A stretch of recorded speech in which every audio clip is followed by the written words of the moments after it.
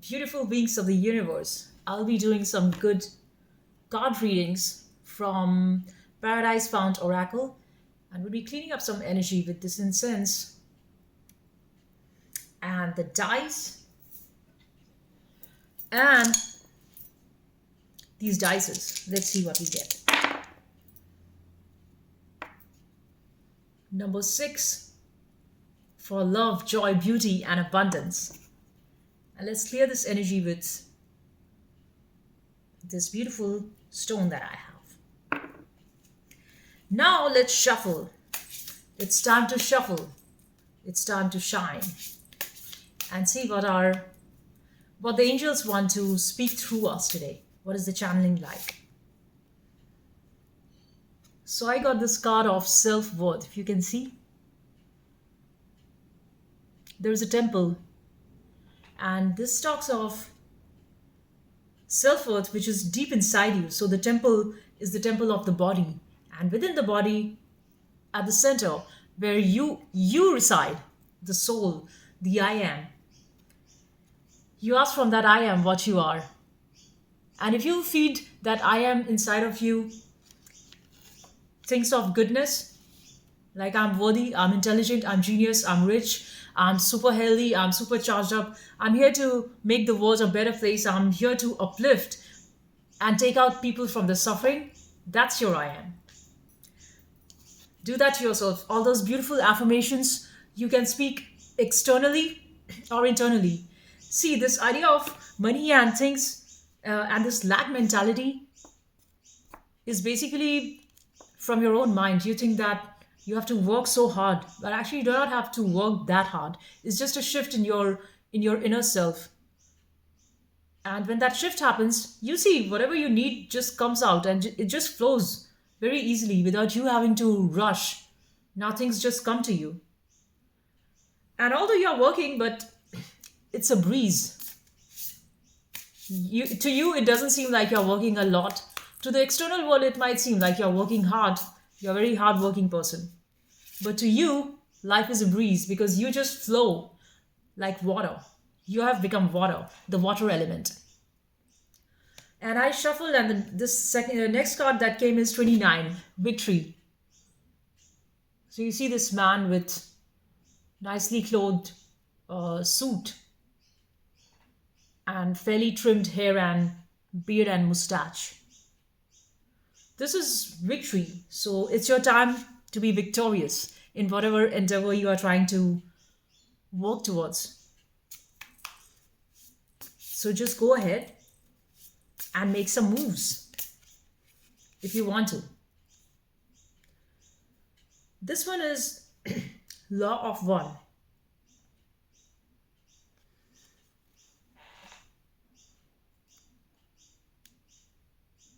If you can see. So the Law of One, as above, so below. And everything is one. So from the planes of duality, you would eventually enter into one. And that is your place of rest. That is home. That is your true home. Home. What is your home? Home is Om, your inner sanctum of where you are. If you're there, you can be at home anywhere in this universe. You can be in the most difficult, most chaotic place and still make it home. You can be in a jungle amidst wolves and tigers. But if you are at your home, your sanctum, your I am, you are at your home. So the external things does not matter anymore. So I shuffle next time, and this time I got peace. See, so all these angels are there with musical instruments. Angels love music, you see. And they have halo on their head. They're all flying because angels don't have weight. Weight is only to somebody who thinks too much of themselves. Their ego is so loud and so proud. Angels can fly, angels can sing, angels are so free and light because they are just happy working with the creator, working with gods. They just do what God tells them to do. That's why angels are Demonstration for peace. Shuffling more.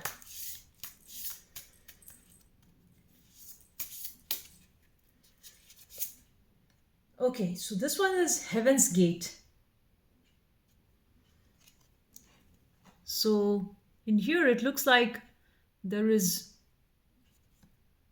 there is a down below a cave, and in the cave there is a dry tree with no leaves, and on top of the ground there is a star shining inside the cave. So this means this card reads that if you have burnt yourself enough through the fire of suffering, because clearly to be the sun you must suffer like the sun, and that's when you shine like the sun. So the deeper you have gone into the darkness of your own unconscious, the brighter you can shine. And that's what Carl Jung said, that to be able to truly fruition of your whole self to the maximum, you have to go to the exact opposite. You have to be bold enough to face your own demons, to face your inner demons, which is the most scary thing to do. Being by yourself, which terrifies everybody. But you got to do that. So, this is the one for Heaven's Gate.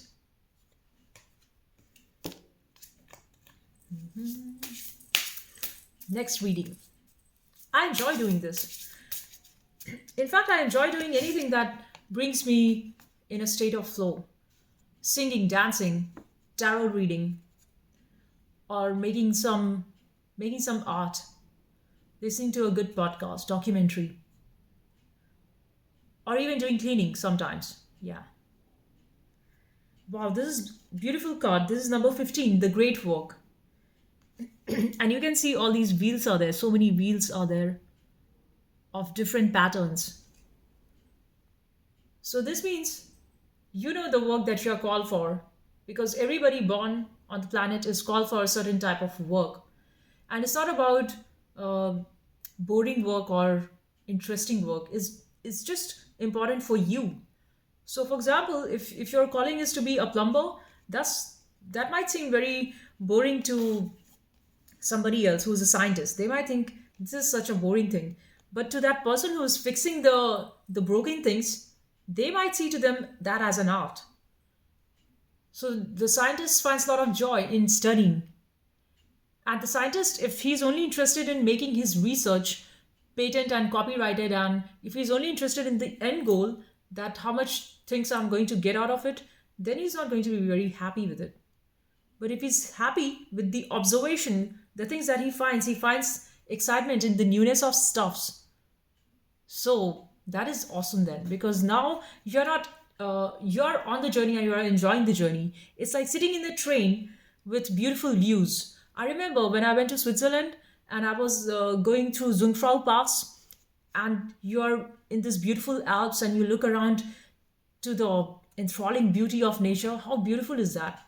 So you're not just waiting to be at the end of that trip. You are enjoying every single moment, every single thing that's around you. Every second matters, right? Because you are in the beauty of all of that. And that is the case with when you are in a flow state with something that you love. You're not rushing towards the end. You enjoy the now. That's what you love. That's why my channel name is Now. Do the great work, what you're called for. Fear no more, because you are mortal and you will die, and so would they. So just do what you want to do. Let's do the next shuffle.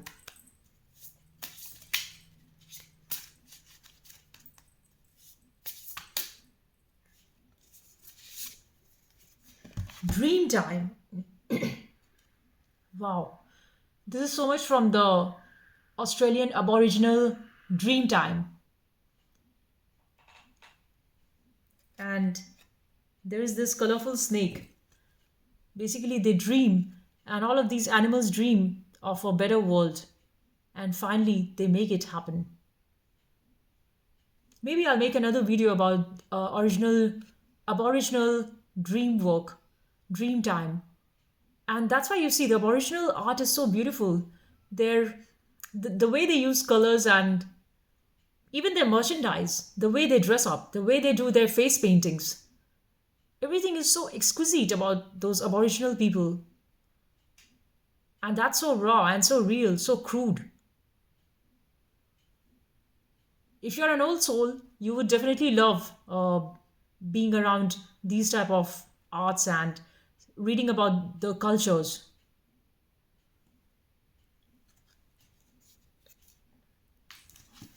Old soul doesn't mean you are just old. Old soul might be in a very young body. Like you might be a very young person. You might just be 18 or 20, but still, if you have an old soul, you would be attracted to ancient things of 16th century, of 17th century, of things way back in the past, of extraterrestrial worlds. So that's an old soul. Even though you might be young, it does not matter. Eight, number eight. So I shuffled this time and I got Temple of Sacrifice. And in this, you see there is this green colored fire in this goblet. So you are going to do some sacrifice. And that is sacrifice of what?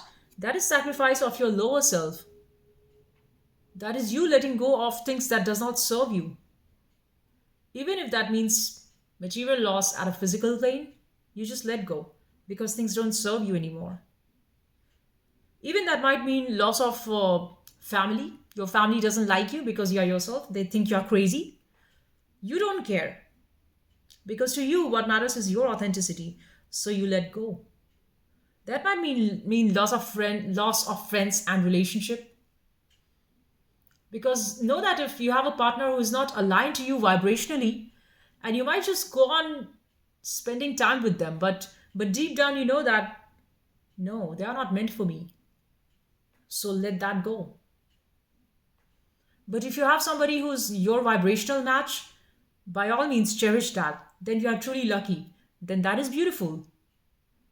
Appreciate your life for that and value that person while you have them. Because too often we do not value the people while we have them. And later we think, oh, I had a truly nice friend when I was in school, my old school friend, but then you just lost touch. So something like that. Temple of sacrifice. Time to sacrifice your lower level urges and lower self and your fears and things that don't serve you, your own limitations. Put that all to sacrifice. And how do you put that to sacrifice? Is through this fire.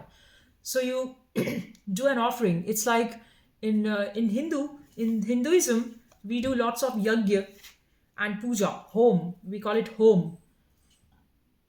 So the priests they burn a lot of fire, and in that fire they just do offering of all these grains, fruits, vegetables, gold, and all these things are offered to the fire god. So you do these sacrifices so that the fire is the energy of purification. Your spirit gets healed and purified. And to create a different external reality, you first need to change your inner story, the way you think, and purify your own inner self. The purging needs to happen, the burning needs to happen, the letting go needs to happen. So, this card, I do the next one.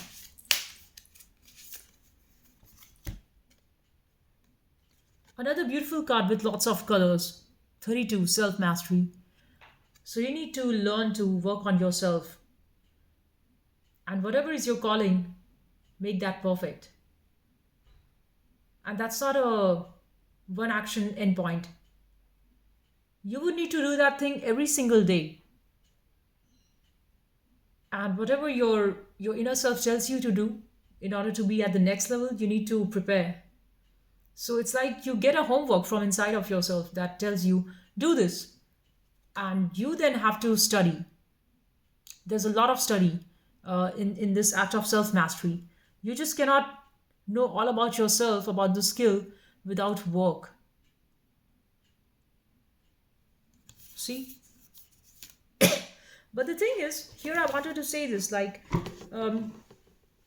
Ramana Maharishi says, this beautiful book, because if you claim that you have to do the work, you might feel very much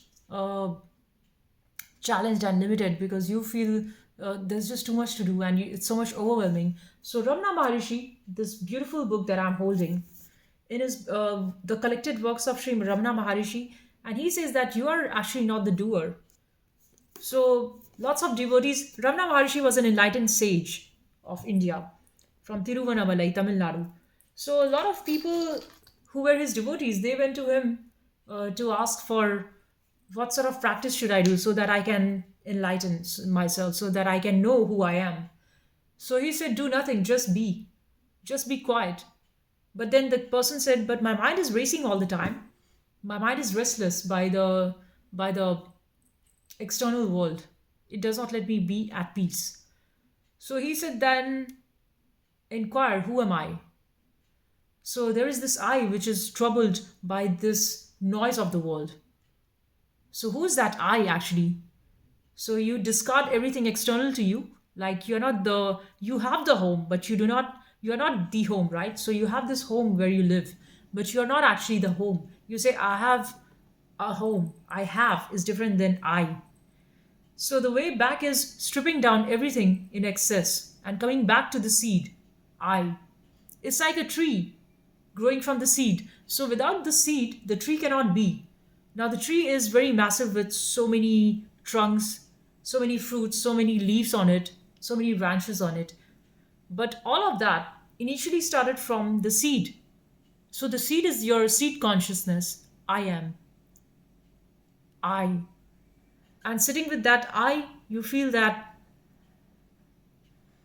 now this is very challenging work because the pull of the mind is it just wants to do something else. It does not want to just be in the I. The I is the projector. It's like the projector from behind the screen in movies, but the mind is always interested in painting pictures and making videos. So we are interested in the video of life. Life is a movie, and we are so much interested in it, into its events and things that happen on the screen. And many oftentimes the experiences are suffering and pain. And sometimes there are flashes of joy for which we think life is worth it. But for every ounce of happiness that you get, you have to work all that hard steps to get to that point of happiness. So pain and happiness. But what Ramana Maharishi says is you just need to watch the I am. Who is that I which is experiencing the pain and the happiness? Who is that I which is having fear and which is running away from things it does not like, and it's running towards things of its interest. For example, if you love cafe, so you often find yourself sitting in nice, pretty cafes, and you have a certain selection of coffee. What coffee you like? You like mocha a lot. You like banana bread, for example. So, who's this I actually who has developed all these tastes? But the way the mind is, it just wants to eat. It just wants to find the good taste of that coffee and cake. So you do not want to just sit and stop yourself from that because you just want to enjoy, and which is fine. You also want to enjoy, that's not bad. But the problem is we get too much attached anything that we are indulging in. So life is like at the center, and the more you move to the right, the pendulum, the same amount will move to the left. So that means if you are trying to find a lot of joy and happiness because you do not like your current state, so you need to make all those extra moves now to move to the right side of the pendulum of happiness. And once you have moved to the right side and you have enjoyed, the pendulum shifts back in equal and opposite amount to the left side, which will bring you back into the same amount of suffering and pain. And then you feel miserable, and then you again do all that work. So your life keeps on moving on between these two states of pendulum, happiness and joy, happiness and joy. Oh, sorry, happiness and pain. You see, these two states. But if you come to the center at the witness state, you do not stop the the dance of the pendulum. You let the pendulum dance, right? So for example, if this is the pendulum and this is your I am, and this is the I am which feels happiness, this is the I am which feels sad and miserable. So you let the pendulum dance, but coming from the I am, you see that it is not you. You just let it happen. You let the dance of life happen. Sometimes life brings you joy, you take it. Sometimes life brings you pain and failure, take it. Sometimes life brings you success, take it. You don't get mad with what comes and what goes. Let what come, and let what goes go. Because now you are no more getting mad with the events of life. You are coming to your I am, your center. And how you find that is through the beautiful saints, through the beautiful scriptures, through the beautiful. Yeah, there's nobody as beautiful as a saint, first of all. A saintly love is just infinite love, infinite grace. No human person can love you like that. Not even your mother is like a saint. Saint has the highest value. Why the world is after saints is because they give unconditional love. They accept you just as who you are. Why do you think there were so many devotees of Ramana Maharishi, so many devotees of Nisargadatta Maharaj? They were not preaching people about how to make money and how to do this and that. They were telling about a very advanced state wherein you are, of course, capable enough to go and achieve something in the world. But if things do not turn out to your way, to your expectation, you do not get mad. Now that is a lot of state of power. So when Buddha got enlightened and people asked, what have you gained by all this? So he didn't say that, oh, I'm going to have this and that things materially. He said, though he was a king, Buddha was a king and he had relinquished everything, and he was so powerful in his youth. He was such a strong man. He was a warrior, he was a king, and he was such a beautiful being, so beautiful, so handsome. But the thing is that when people asked him, when he got enlightened, what have you gained? So he said, I have not gained anything, but I know what I have lost. I have lost the misery of life, which means anger, lust, greed, and all these states which generally grips a person and makes them live life like a slave. He's free of that, and that's why entire world loves Buddha, entire world loves Christ, entire world loves Krishna, Vishnu, entire world loves the true gods, because these are actually gods who have shown how to live life in beauty and perfection. Because without that, the other end of darkness mode, no, there's no clarity in that. And there's no life worth living without clarity. So that's all I wanted to say. I'll close this video now. Have a great day. And if you like the work that I'm doing, like and subscribe to my channel at absolutely now. Now. Stay in the now. Bye.